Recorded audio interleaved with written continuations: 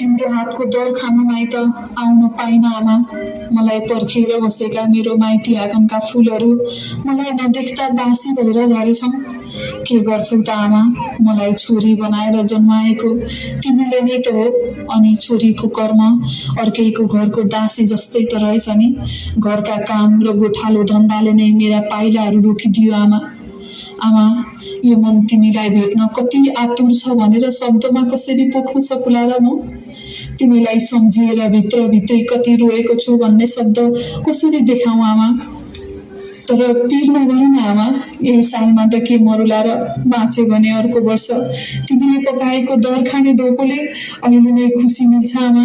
तिम्रो हातको टिका लगाउन, दर खान अनि तिम्रो काखमा टाउको राखेर रुन पाए संसारको सबैभन्दा दुःखको पल पनि मेरा लागि सबैभन्दा सुखको पल बन्नेछ आमा।